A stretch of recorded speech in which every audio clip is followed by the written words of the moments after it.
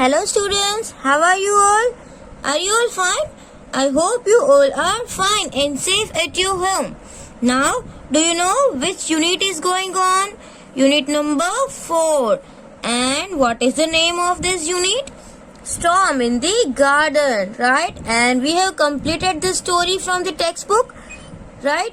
So today open your textbook page number 65. कौन सा page number आपको ओपन करना है? Page number 65 in your English textbook, right? So in page number 65 what is given?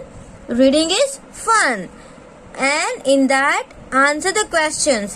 Can you see some questions? Here some questions are given and these questions are related to this story.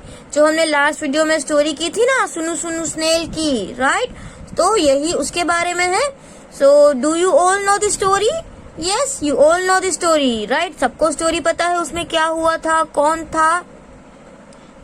So let's see the first question. Who was सुनु सुनु?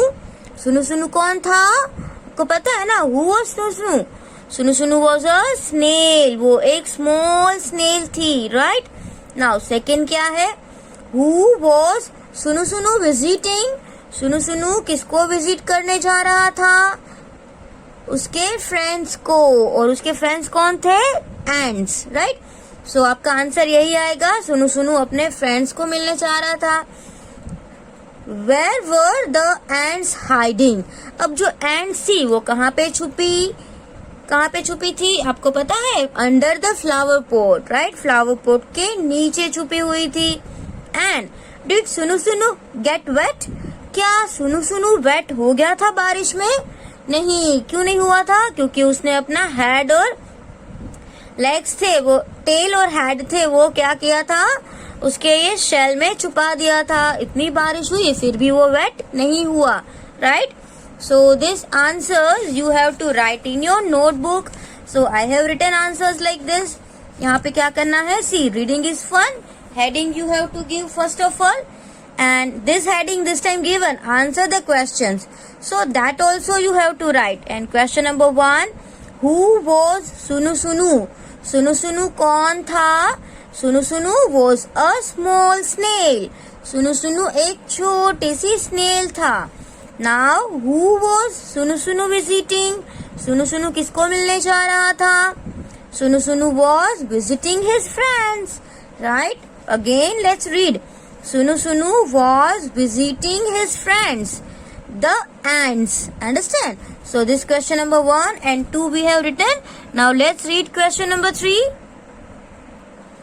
In third question, where were the ants hiding? Hiding का मतलब क्या होता है? छुपना, right? तो ants थे वो कहाँ पे छुपे? The ants were hiding under a flower pot. Under का मतलब क्या होता है? नीचे, flower pot के नीचे. और hiding का मतलब छुपना. तो ये तो सेम ही है. The ants were hiding under a flower pot. Understand? And the fourth one is, did सुनु सुनु गेट वेट? क्या सुनु सुनु वेट हुआ? No, Sunu Sunu did not get wet. This is our answer.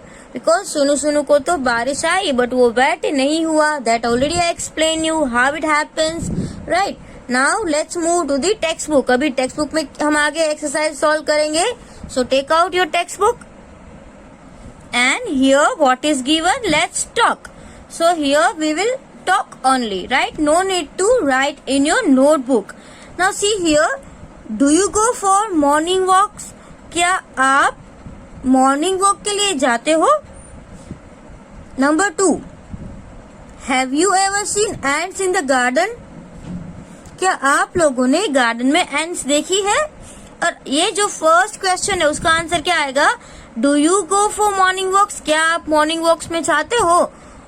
अगर आप जाते हो तो आप यस, नहीं जाते हो तो नो, राइट? और यहाँ पे सेकेंड क्वेश्चन है, have you ever seen ants in the garden? क्या आपने गार्डन में एंट्स देखी है? यस, सभी ने एंट्स तो देखी होगी, या तो गार्डन में या ग्राउंड में या किसी के घर में, right? Now the next one and the third is watch and see. where they go and what they carry to their holes. अगर आपने एंड्स देखी है तो आपको पता होगा कि वो कहाँ पे रहते हैं एंड्स. एंड्स तो जमीन में हॉल, छोटे छोटे हॉल बना के रहते हैं, बट जमीन के नीचे, राइट. जब वो चलते हैं तो एक लाइन में चलते हैं, डिसिप्लिन में.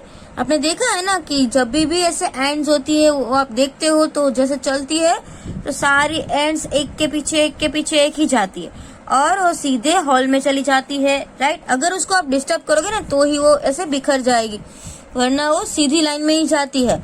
और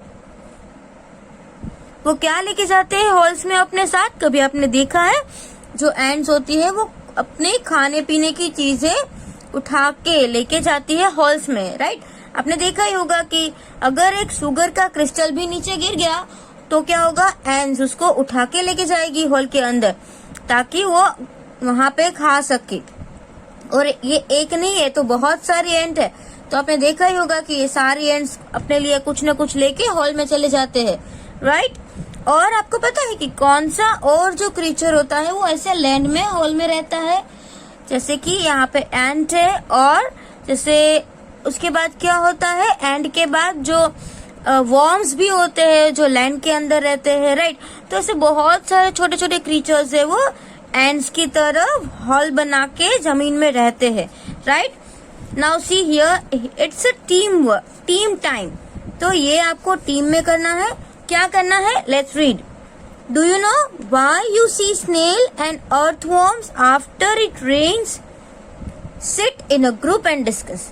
अब आपने देखा होगा कि जब बारिश होती है तब क्या होता है, स्नेल्स एंड अर्थवॉर्म आपको दिखते हैं. जब बारिश नहीं होती है तो आपको वो दिखाई देते हैं, राइट. जब रेन आता है उसी सीजन पे आपको ये दिखते हैं. तो ऐसा क्यों होता है कि रेन के टाइम पे ही दिखते हैं, बाकी टाइम पे तो वो दिखते नहीं है? तो आपको पहले क्लास में अगर आप नहीं हो तो आप अपने पेरेंट्स के साथ डिस्कस करो, या तो मम्मा के साथ करो, डैडी के साथ करो, राइट. कि ऐसा रीजन क्या है कि वो जब रेन की सीजन होती है, रेनी सीजन, तभी आपको दिखाई देते हैं. तो इसका आंसर है because their homes in the garden. मतलब कि उसके होम्स कहाँ है? ग्राउंड में है. आई बात समझ में?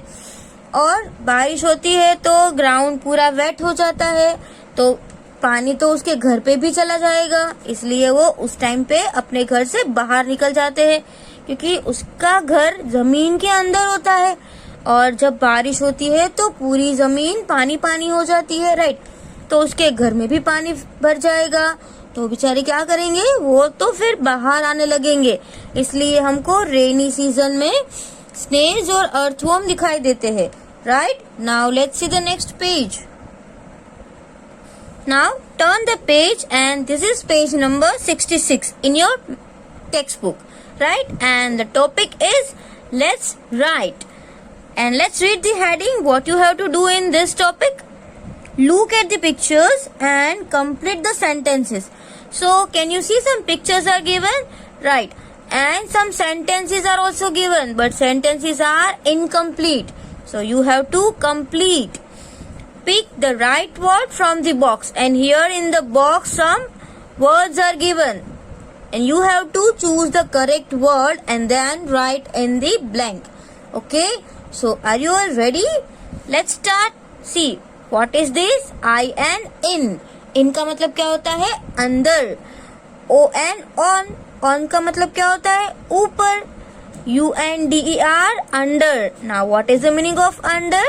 अंडर का मतलब होता है नीचे. And BEHI and D, this is behind. So what is the meaning of behind? Behind का मतलब क्या होता है? पीछे. OVER, over. ओवर का मतलब क्या होता है? ऊपर से. आई बात समझ में? ऑन का मतलब ऊपर होता है और ओवर का मतलब कि ऊपर से.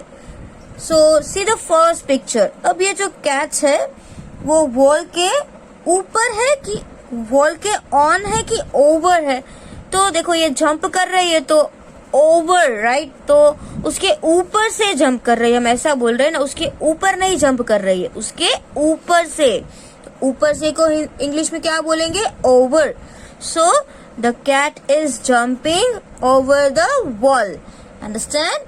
Now look at this picture. Which picture is this? cat and where is cat? In the box. Box के अंदर है. अब अंदर का मतलब क्या होगा? I and in. In means अंदर, right? The cat is in the box. Now the second picture means here also one cat is given, but where is the cat? Cat तो है वो डोर के पीछे छुपी हुई है ना. पहले डोर है और उसके पीछे है, तो पीछे का मतलब क्या होगा? Behind, right. तो यहाँ पे आप क्या लिखोगे? The cat is behind the door. Cat है वो डोर के पीछे है. आई बात समझ में? Now next one, see this cat and where is cat? Cat कहाँ है? एक टेबल है और क्या टेबल के ऊपर है? ऑन नो क्या इसको इन बोलेंगे? ये टेबल के अंदर है, हम इसको इन नहीं बोल सकते क्योंकि ये अंदर तो नहीं बैठी है. मतलब कि हम इसको क्या बोलेंगे? टेबल के नीचे. सो नीचे का मतलब क्या होता है इंग्लिश में? उसको क्या बोलते हैं? अंडर. UNDER, under.